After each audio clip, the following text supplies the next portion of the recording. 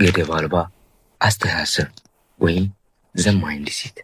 እንኳን ወደዚህ አዲስ የለውጥ ጉዞ በሰላም መጣችሁ። ዛሬ የምናወራው ስለ አንድ መጽሐፍ ብቻ አይደለም።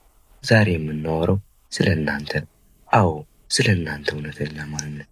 አብዛኞቻችን አልችልም፣ አልተረዳኝም ወይም ጭንቅላት ያይዝልኝም የሚሉ እስር ቤቶች ውስጥ ተዘግተን እንኖራል። ነገር ግን ጄም ኪዊክ ሊሚትለስ በተሰኘው መጽሐፉ የሚነግረን አንድ ትልቅ እውነት አለ። የሰው ልጅ አእምሮ ገደብ የለውም።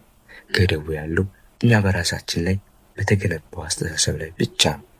የዚህ የመጀመሪያ ክፍል አእምሯችን የሚቆልፉትን ሰንሰለት ውስጥ እንዴት እንደምትበጥሱና አዲስ ገደብ አልባ ማንነት እንዴት እንደምትገነቡ እናያለን።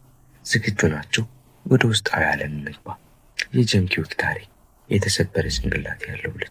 ጄም ኪዊክ ዛሬ ዓለም አቀፍ አእምሮ አሰልጣኝ ከመሆኑ በፊት ገና በ6 ዓመቱ በትምህርት ቤት በደረሰበት አደጋ ጭንቅላቱ ላይ ከባድ ጉዳት ደርሶበት ነበር።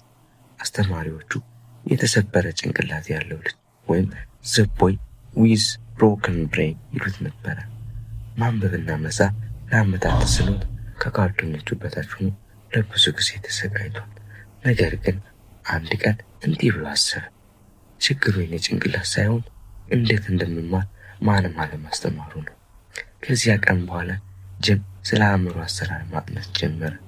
ዛሬ ጄም በዓለም ላይ ካሉ ታዋቂ ሰዎች እስከ ትልልቅ ኩባንያዎች ድረስ የአእምሮ ስልጠና ይሰጣል። የእሱ ታሪክ የሚያስተምረን ነገር ቢኖር መነሻ መድረሻን አይወስኑም። በአስተሳሰባችን ላይ ያሉ 7 ሐሰተኛ እምነቶች ዘ ሰመኒ ኦፍ ለርኒንግ። ጆ ኪዊክ ሊ የሚለው ቃል የተጠቀመው ሊሚትድ አይዲያ ኢንተርታይንድ ለማለት ነው።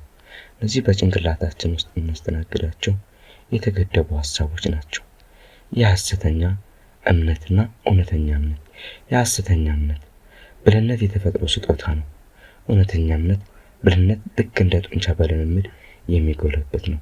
ሐሰተኛ እምነት የምንጠቀመው 10% አእምሯችን ብቻ ነው። እውነተኛ እምነት አእምሯችን ሙሉ በሙሉ መጠቀም እንችላለን፣ ዘዴው ብቻ ይለያያል። ሐሰተኛ እምነት ስህተት መስራት ውድቀት ነው። እውነተኛ እምነት ስህተት የመማር ሂደት አካል እንጂ መጨረሻ አይደለም። ሐሰተኛ እምነት እውቀት ኃይል ነው። እውነተኛ እምነት እውቀት ኃይል ሊሆን የሚችለው በተግባር ሲውል ብቻ ነው። ሐሰተኛ እምነት አዳዲስ ነገሮች መማር ከባድ ነው። እውነተኛ እምነት ትክክለኛው ዘዴ ከተማር መማር ቀላልና ደስ የሚል ነው። ሐሰተኛ እምነት ሌሎች ስለ እኔ የሚያስቡት ትልቅ ቦታ አለው። እውነተኛ እምነት የእናንተ ማንነት የሚወሰነው በራሳችሁ እይታ እንጂ በሌሎች አይደለም። ሐሰተኛ እምነት ጂኒስ ሆኖ ይወለዳል። እውነተኛ እምነት ጂኒስነት በልምምድነትና በትጋት የሚገኝ ውጤት ነው። ዲጂታል መታፈኛዎች ዘ 4 ዲጂታል ቫሊያንስ። በዚህ ዘመን አእምሮአችን የሚሰርቁ 4 ዋና ዋና ጠላቶች አሉ። ከነዚህ ለይቶ ማወቅ ገደብ አልባ መሆኑ ወሳኝ ነው።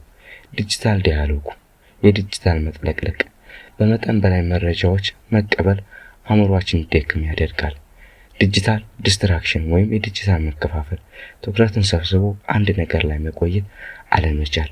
ዲጂታል ዲሜንሺያ፣ ዲጂታል የመርሳት በሽታ። ሁሉንም ነገር ስልካችን ላይ ስለሚመዘግብ የማስታወስ ብቃታችን እየቀነሰ መምጣቱ። ዲጂታል ዴዲኬሽን፣ የዲጂታል ድምዳሜ። ራሳችን ችለን ከማሰብ ይልቅ ከሁሉም ነገር ኢንተርኔት ማመናችን ነው። ዛሬ የተማርነው ትልቁ ነገር በአስተሳሰባችን ላይ የጣልነውን ጣሪያ መስበር እንዳለብን ነው። እኛ የተሰበረ ጭንቅላት የለንም፣ ያለን ያልሰለጠነ ጭንቅላት ነው። በሚቀጥለው ክፍል ይህን አእምሮ እንዴት ለስራ እንደምናሳሳውና ለውጥ የሚሆን ጉልበት ወይ ሞቲቬሽን ከየት እንደምናገኝ በጥልቀት እናያለን። እስከዚያው ግን ይህን ጥያቄ ለራሳችሁ መልሱ። ከላይ ካየናቸው 7 የሐሰተኛ እምነቶች ውስጥ ለእናንተ ይዞ ያቆማችሁ የትኛው ነው? እሱን ዛሬውኑ ሰብራችሁ ጣሉ።